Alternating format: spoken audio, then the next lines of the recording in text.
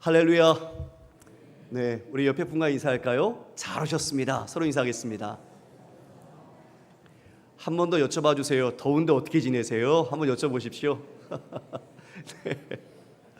예, 날이 참 덥죠. 예, 그래도 태풍이 지나가고 이제 또 폭염이 좀 오는데요. 언젠가 한풀 꺾이지 않겠습니까? 해가 되면 건강 잘 유지하셔서 이 더위 잘 나시기를 바랍니다. 오늘 말씀 제목은 율법으로부터의 자유라는 제목으로 여러분과 말씀을 나누겠습니다. 여러분, 제가 서두에 질문으로 먼저 시작하겠습니다. 여러분 자유하십니까? 이쪽은 자유하지 않아요. 지금 많이 지금 얽매여 있어요. 다시 한번 여쭐게요. 여러분 자유하십니까? 예, 목소리 한 분 더 크시네요. 네, 자 여러분, 우리가 믿음을 갖고 있고 복음으로 우리가 자유를 누리게 되었습니다. 그런데 그 자유를 가지고 우리가 신앙생활을 하는데 왜 우리는 신앙생활을 거듭할 때 우리가 이 자유와 기쁨 그리고 감사와 은혜보다 왜 우리는 더 많은 책임감 아니면 부담, 더 무거움을 느끼면서 우리가 신앙생활을 하게 될까요? 여러분 혹시 이 예배 드리러 나올 때에 기쁜 마음으로 나오셨습니까? 아니면 그냥 있던 성경책 툭툭 털어가지고 아유 예배 가야 되네, 벌써 시간 됐네, 그러고 가지고 나오셨습니까? 아니면 성경책도 안 가지고 그냥 오시기도 하잖아요. 그렇죠? 준비하는 자세, 그것부터가 예배입니다. 하나님이 그것을 보시고 하나님은 그것을 받으시는 분이세요. 여러분, 우리가 오늘 말씀을 통해서 나누고 싶은 것은 오늘 율법과 그리고 율법으로부터의 자유를 함께 나눌 건데, 이 율법이라는 것이 단지 토라의 계명으로서 있는 것뿐만 아니라 그것이 지금 우리 안에도 여전히 신앙생활 안에 율법적인 행위와 그런 내용들이 존재하고 있다는 걸 깨달았으면 좋겠다는 거죠. 우리의 신앙은 하나님께서 예수 그리스도를 통해서 자유를 주고 기쁨을 주고 생명을 주었는데, 여전히 그 기쁨과 생명을 주었는데도 불구하고 여전히 자신이 짐을 지고 무겁게 살아가는 고된 노동을 하고 있는 모습처럼 보이더라는 겁니다. 우리가 진짜 자유한지, 여러분 안에 있는 믿음은, 여러분 안에 있는 예수 그리스도와 성령은 여러분을 어떻게 인도하고 있고 여러분의 믿음이 어떻게 작용하고 있는지 말씀 가운데 반추하시고 다시 한번 그 말씀으로 주시는 은혜와 그 믿음의 자유함을 회복하는 그 시간이 이르기를 주의 이름으로 축복합니다. 여러분, 우리 1절부터 3절까지 말씀 함께 읽어볼까요? 1절에서 3절 시작. 형제들아, 내가 법 아는 자들에게 말하노니 너희는 그 법이 사람이 살 동안만 그를 주관하는 줄 알지 못하느냐? 남편 있는 여인이 그 남편 생전에는 법으로 그에게 매인바 되나? 만일 그 남편이 죽으면 남편의 법에서 벗어나느니라.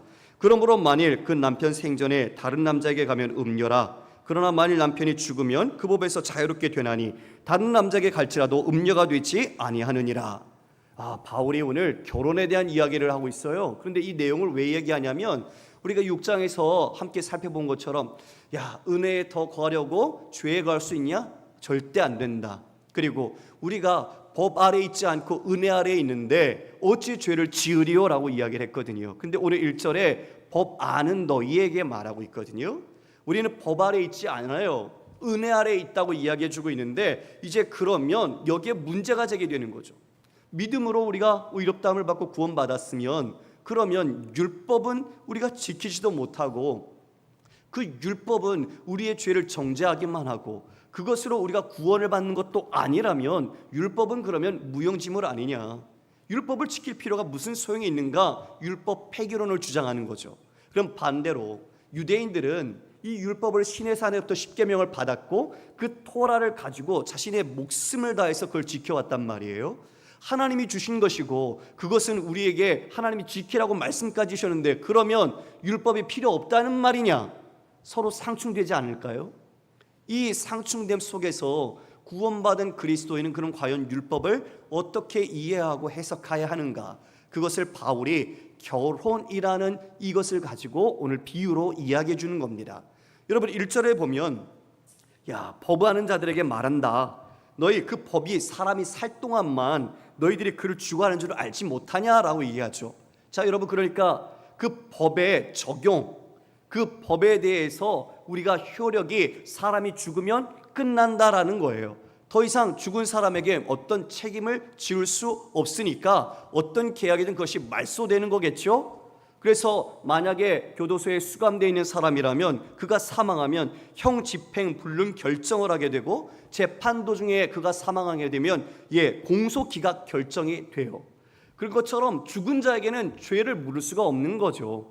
자, 그러면 우리가 이제 결혼을 해서 이 율법이라는 남편 아래 우리가 아내로서 살아가는데 그 관계가 율법이 우리를 올가매고 있다. 결혼했으니까 서로 하나가 메인바 되었는데 그 매였을 때 그 율법이라는 남편 아래에서 그 아내가 만약에 남편이 죽지도 않았는데 다른 남자에게 간다면 그건 간음을 한 것이다. 그건 당연히 죄지요. 그런데 남편이 만약 죽었다면 그 이후에 다른 남자에게 가도 그것은 죄가 되지 않는다라고 이야기해주고 있는 거죠. 그러니까 무슨 말이에요? 둘 중에 한 명이 죽어야 그 모든 관계가 끝나는 거죠. 이해되시죠? 여러분, 우리 민법에는 결혼하면 3가지 의무가 주어집니다. 그것은 동거의 의무, 그리고 부양의 의무, 협조의 의무가 주어져요. 그러니까 결혼하면 서로가 성실하게 배우자를 위해서 자신의 역할과 책임을 다해야 하는 것이죠. 그런 것처럼 지금 이와 같은 부부가 함께 살아가는데 여러분, 율법이 자꾸 정죄하네요. 이런 표현이 맞는지는 모르겠지만 제가 말씀 보면서 이런 생각이 들었어요. 율법이 마치 검사 같다. 정죄하는 거예요. 이 자꾸 이제 율법은 항목이 쫙 있죠. 죄의 항목들이 있어요. 근데 아내가 이렇게 보니까 제대로 요즘 신앙생활이 안 되는 것 같아. 그러면 정죄하는 거죠. 뭐 형법 몇 조 몇 항에 의해서 당신은 유죄! 딱 이렇게 말하는 거예요. 제가 자꾸 저쪽을 쳐다보게 돼요. 변호사분들이 계셔서. 자, 이렇게 정죄하는 것이 율법처럼 이 아내는 맨날 죄를 고발당하는 거죠. 이 결혼해서 사는데 행복하지가 않아요. 맨날 그 남편이 말하고 있는 조건과 그 율법이라는 걸 충족해야 하는데 나는 충족할 능력이 전혀 안 되는데 맨날 그러니 사형 맨날 그런 사형 판결만 받는 거예요. 행복하겠어요? 어찌 행복하겠어요, 그 삶이. 그렇죠? 그것처럼 둘 중에 한 사람 이제 바로 죽어야 끝나는 그 관계를 우리 주 예수 그리스도께서 우리를 자유케 위하여 그 죽음을 대신 감당하셨다. 우리와 함께 연합하여 그 율법에 대하여 우리가 죽었다. 이것을 말씀해 주십니다. 여러분, 우리 4절 함께 읽어보겠습니다. 시작. 그러므로 내 형제들아 너희도 그리스도의 몸으로 말미암아 율법에 대하여 죽임을 당하였으니 이는 다르니 곧 죽은 자가 가운데서 살아나신 이에게 가서 우리가 하나님을 위하여 열매를 맺게 하려 함이라. 이제 예수 그리스도와 우리가 연합하여 그 죄에 대하여 죽었고 또한 그 죄를 정죄하는 율법의 권세에서 우리가 속박에 벗어났다라고 이야기해주고 있죠. 할렐루야. 여러분, 이게 우리는 잘 마음에 안 다다를 수 있어요. 그런데 실제적으로 신방을 하고 많은 가정들을 상담할 때 구타당하고 욕설을 당하고 고통을 당하는 가정들이 있더라는 거죠. 여러분, 그 가정 속에 그 아픔과 굴레와 속박은 진정 큰 죽음보다도 힘든 고난일 겁니다. 지금 율법 자체는 원래 나쁜 게 아니지만 그 우리 자신이 죄인이라는 것 때문에 이 율법으로 말미암아 기쁨과 자유를 모두 빼앗기고 살아야 하는 이 삶이 얼마나 고되고 얼마나 비참했겠어요. 그런 상황 속에 예수 그리스도께서 바로 저와 여러분의 그 모든 죄짐을 대신 지시고 또 우리가 주와 함께 연합하여 죽음으로 말미암아 그리고 다시 부활하여 우리 또한 그 새 생명 가운데 살아감으로 말미암아 이제 그 율법에 대하여 죽게 되었으니 이제는 전 남편은 사라졌고 이제는 누가 새렸어요? 새 신랑이신 예수 그리스도와 함께 신혼 살림을 하게 되었다. 이렇게 말하고 있는 것입니다. 여러분, 그런데요, 새 신랑 되신 예수님은 전 남편하고 너무 달라요. 전 남편 밑에서는 눈치 보고 밥도 태우면 안 되고 모든 살림을 완벽하게 해야 되는 그 여러 가지 조건들과 의무들이 내게 온통 주어졌다면 지금 예수 그리스도께서는 먼저 찾아오셨어요. 그리고 오셔서 우리를 사랑한다고 말씀해 주세요. 근데 말만 하는 게 아니라 자신이 몸소 사랑을 행하시고 그 사랑으로 무엇이 진짜 사랑인지 깨닫게 해주세요. 그리고 더 나아가서 자기 생명을 내어주시며 그 의의 길, 생명의 길을 가도록 우리와 함께 동행해주고 계시는 거예요. 이것을 십자가에서 확증해 주셨어요.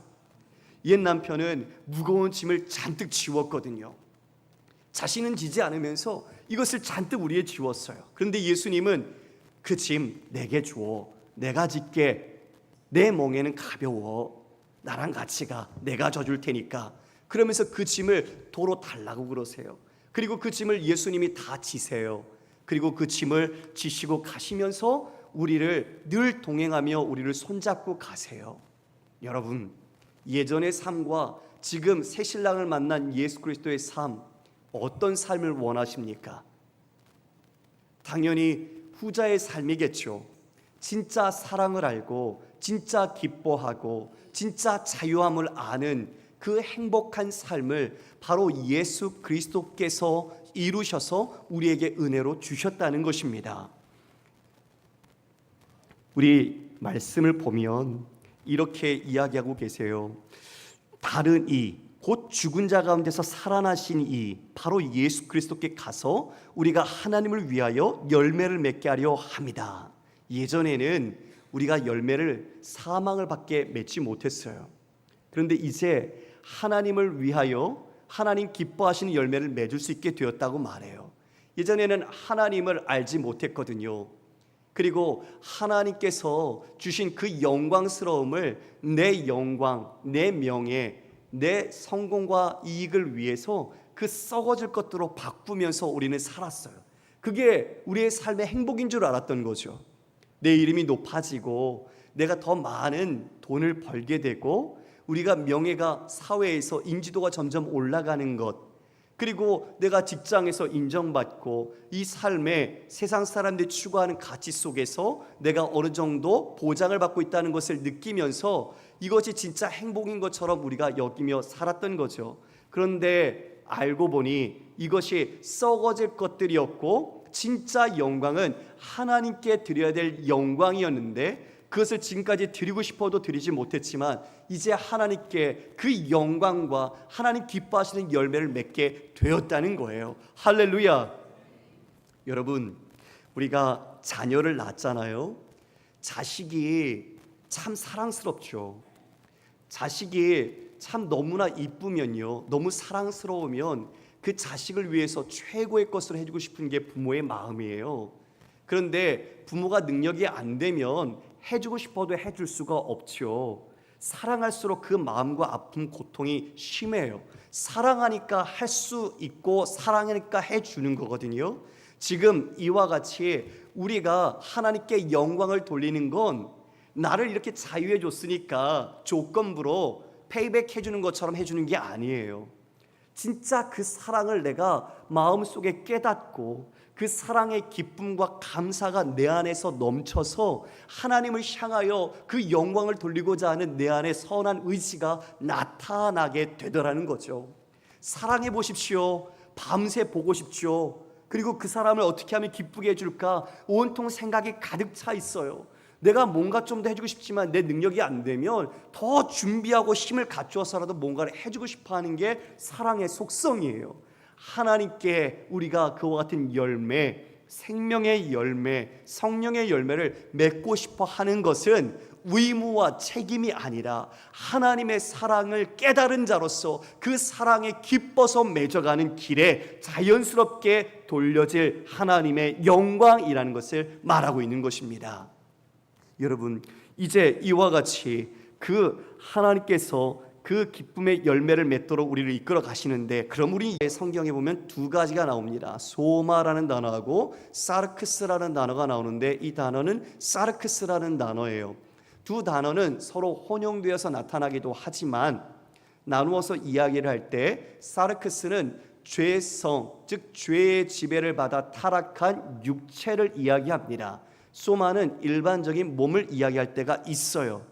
그래서 바울은 이 사르크스라는 타락한 죄의 본성과 지배를 받는 몸과 성령인 푸뉴마를 서로 대조해서 이야기를 할 때가 많이 있습니다. 지금 이처럼 우리가 육신으로 있을 때에는 우리의 죄의 정욕이 우리 지체의 역사에서 사망의 열매밖에 맺을 수 없었다는 거예요. 그러니까 아무리 세상에서 좋아 보이고 세상에서 높아지고 세상의 모든 영광과 부귀와 사람들의 명예의 인정을 받아도 마지막 거둘 것은 오직 사망, 썩어질 것밖에 없더라는 거죠. 결국은 모든 운명이 예수 그리스도를 우리가 영접하기 전에 모든 운명은 그 길을 가야만 하는 겁니다. 여러분, 사망이 좋은 길일까요? 결코 그렇지 않죠. 그런데 사람들은 그 길을 모르고 가고 있는 거예요. 알면 돌아서야죠. 주님께서 우리에게 이와 같이 율법을 주셨어요. 근데 그 율법은 하나님이 우리를 기뻐하시는 뜻이 담겨 있고 하나님이 어떤 분인지를 소개하고 있고 또 우리가 가야 할 바른 길을 우리에게 설명해 주고 있는데 우리의 근본적인 자기 중심성, 죄성을 갖고 있는 이 사르크스는 하나님의 그 참빛과 말씀이 우리 안에 비춰질 때 우리는 오직 자기의 죄된 자아가 거기에 반발하죠. 그걸 받아들이지 않아요. 그리고 자기의 고집을 가지고 죄에 자극을 합니다. 이게 죄의 욕정이에요. 내가 하고 싶은 일을 하는 거죠. 내 욕심이 나를 이끌어가서 결국 맺는 것이 뭐더라? 사망의 열매밖에 없더라. 그게 우리의 모든 인류가 예수 그리스도 오기 전에 가졌던 모든 비참한 현실이었던 겁니다. 그런데 6절에 보니까 이제는 우리가 얽매였던 것에 대하여 죽었으므로 율법에서 벗어났으니 이러므로 우리가 영의 새로운 것으로 섬길 것이요 율법 조문에 문 것으로 아니할지니라. 여러분, 6절에 위대한 반전이 나오죠. 이제는, 이 안에서 예전과 달라졌다는 소유권의 변화, 주권의 변화가 여기 안에서 드러나요. 자, 이제는 그럼 이제 예수 그리스도 안에 우리가 거하게 되었으니 얽매였던 것에 대하여 죽었으므로 율법에서 벗어났다. 이제는 새로운 영, 성령으로 우리가 하나님을 섬길 수 있게 되었다고 이야기합니다. 율법의 낡은 조문이 아니라 이제 우리 안에 성령께서 함께 하셔서 하나님의 뜻을 따라 순종해 갈 수 있도록 하신다는 거죠. 예전에는 하나님의 뜻을 따라 순종하고 싶어도 순종할 수 없었어요. 왜냐하면 죄가 가득했거든요. 그런데 성령께서 거듭난 예수의 생명으로 말미암아 이제 하나님의 자녀로서 의롭게 되어 그 하나님의 뜻을 순종할 수 있도록 변화되었다는 것입니다. 할렐루야. 놀라운 우리 정체성의 변화, 우리가 하나님께 그 뜻을 따라 순종하고 열매 맺을 수 있을 뿐더러 우리 안에 성령을 보내주셔서 성령께서 하나님의 사랑이 우리의 마음에 분바되어 끝까지 우리를 거룩한 자녀로 이끌어 가시는 하나님의 의지와 열심을 우리로 이끄신다 말씀하고 있는 것입니다. 너희 안에 착한 일을 시작하신 이가 그리스도 예수의 날까지 이루실 줄을 우리가 확신하노라. 우리의 행위가 아니죠.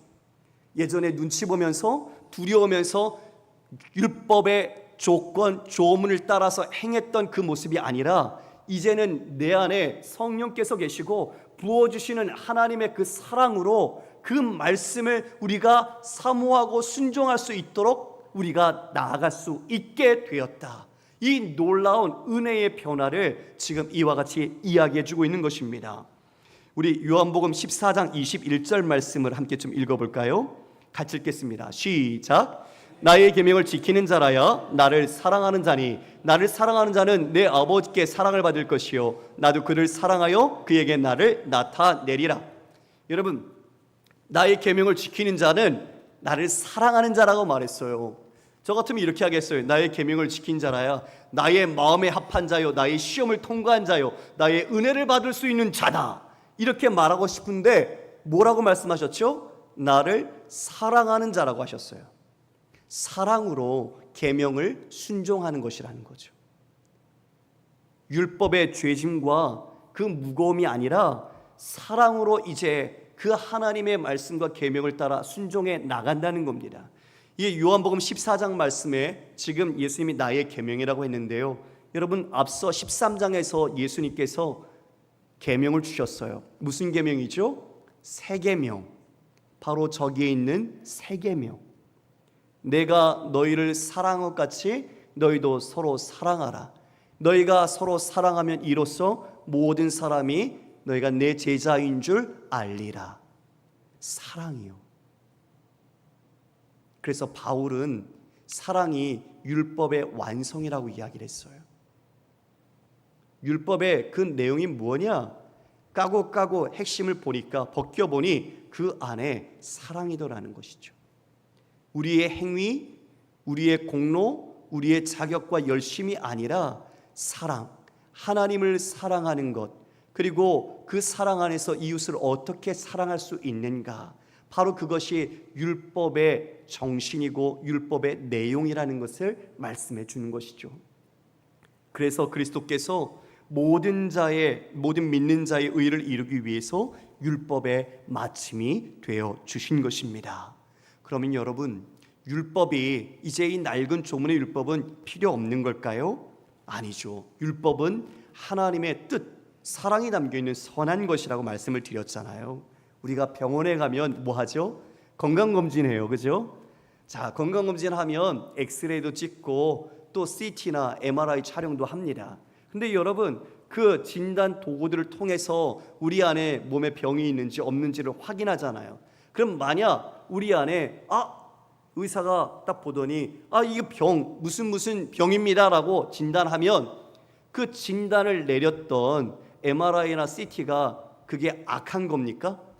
그게 나쁜 겁니까? 아니죠. 그건 선한 거예요. 그건 도구예요. 그것은 제 일을 한 거예요. 그것으로 말미암아 우리가 아픈지, 우리가 어떤 병인지를 알게 된 것이죠. 마찬가지예요. 즉 율법이라는 것은 우리가 죄인이기 때문에 영혼의 거울 같은 율법에 비추어 보니 내 죄가 보이더라는 거죠. 율법이 정죄한다는 것은 곧 내가 얼마나 철저히 죄덩어리인가를 우리에게 보여주고 있는 거죠. 그래서 우리는 율법이 오기 전에는 죄가 죄인지도 모르고 우리가 죽지만 왜 죽는지도 몰랐어요. 그런데 율법을 보니, 율법에 비추어 깨달을 때 내가 죄인이었구나, 그리고 이것이 죄구나, 그래서 이 죄 때문에 내가 죽는구나라는 것을 알게 되는 거죠. 살라고 주신 계명이었는데 그 계명을 지킬 수 없는 죄인인 나 때문에 내가 죽더라는 것을 알게 되었다는 겁니다. 율법은 그와 같은 기능이 있는 것이죠. 자, 7절에 이렇게 말합니다. 그런즉 우리가 무슨 말을 하리요? 율법이 죄냐? 그럴 수 없느니라. 율법으로 말미암지 않고는 내가 죄를 알지 못하였으니 곧 율법이 탐내지 말라 하지 아니하였더라면 내가 탐심을 알지 못하였으리라. 내 율법이 죄를 알게 하는 도구, 탐심에 대해서 이야기해주고 있습니다. 10계명 중에 맨 마지막 10번째 계명이죠. 여러분, 1부터 9계명까지는 우리 인간의 어떤 행위로 그것을 판단할 수가 있어요. 근데 10번째 탐심에 대한 계명은 우리의 속마음과 생각을 들추어내는 거예요.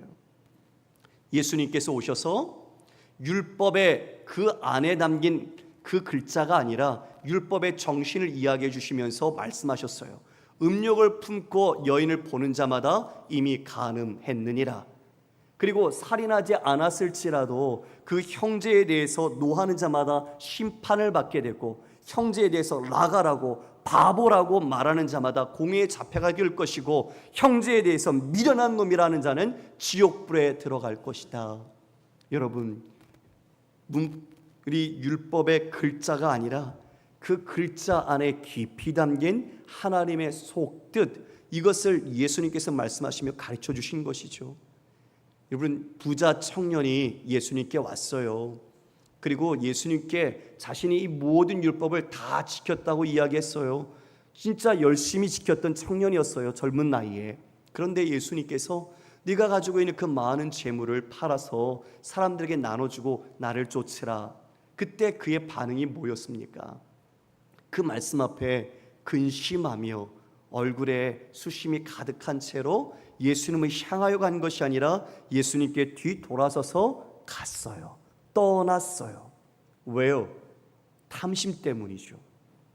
잘 지킨 것처럼 보였지만 자신 안에 속마음을 들춰내니까 그 안에 탐심이 가득했던 겁니다. 하나님을 섬기는 게 아니라 곧 그 율법의 모든 조항도 나를 위해 섬기는 거죠. 나의 명예, 나의 이익과 사회의 인지력을 위해서 내가 그것을 지켰다고 자랑하고 드러내는 것이죠. 지금 이처럼 이 모든 이 탐심 그리고 이 율법에 대해서 이제 우리는 분명하게 알아야 할 것이 있습니다. 우리는 이 계명이 나쁜 것이 아니고 죄가 이 계명을 이용해서 우리에게 속이게 한다는 것이죠. 우리 함께 말씀을 좀 볼까요? 우리 11절 말씀을 함께 읽겠습니다. 11절 시작. 죄가 기회를 타서 계명으로 말미암아 나를 속이고 그것으로 나를 죽였는지라. 죄라는 놈이 계명을 이용해서 오용한 거죠. 그래서 속인 거예요. 그래서 우리가 죽음에 이르게 되었다라고 말하고 있습니다. 여러분, 에덴 동산에서 하나님께서 분명히 선악과에 대해서 말씀하셨어요. 그런데 뱀 사탄이 그 말씀을 교묘히 왜곡해서 그것을 먹게 하고 범죄케 했죠. 속였어요. 자, 이처럼 이 좋은 말씀이 있지만 이 사단과 이 모든 것들이 이 계명을 왜곡시키고 우리를 속이게 만들어서 죄 가운데 빠뜨리더라, 이렇게 이야기하고 있는 거죠. 죄에 속이는 세 가지 기능이 있습니다. 자, 우리 자막을 보면서 함께 읽어보도록 하겠습니다. 시작. 죄는 하나님의 뜻을 부정적으로 보이게 강조하고 계명을 왜곡시킵니다. 죄는 하나님의 계명에 대한 순종이 사망이라는 벌을 받지 않도록 속입니다. 죄는 하나님의 율법을 사용해 하나님의 선하심, 하나님의 정체성에 대해 의심하게 만듭니다. 자, 첫 번째가 하나님의 말씀, 그 뜻을 부정적으로 바꿔버려요. 야, 그거 먹어도 돼. 그거 먹으면 하나님처럼 되는 거야. 그렇게 안 하려고 일부러 그렇게 말씀하신 거야. 하나님의 말씀을 왜곡시키죠. 두 번째는 이와 같이 그 불순종이 곧 심판으로 사망된다는 걸 경감시키고 속이는 거예요. 먹어도 안 죽어. 진짜 안 죽는다니까? 이런 식으로 우리를 유혹하는 거죠. 궁극적으로는 세 번째, 바로 그와 같이 하나님의 선하심, 하나님이 어떤 분인지에 대해서 우리가 오해하고 하나님을 잘못되게 만드는 것이 바로 죄가 속이는 방법이라는 거예요. 그러니까 결국은 하나님을 등지게 되고 말씀을 불순종하고 내 마음대로 네가 주인 되어 네가 자유롭게 살아라, 이것이 사탄이 요구하는 우리의 전략, 우리의 미혹시키는 방법입니다. 여러분, 진짜 자유가 그럼 뭘까요? 진짜 자유가 뭡니까?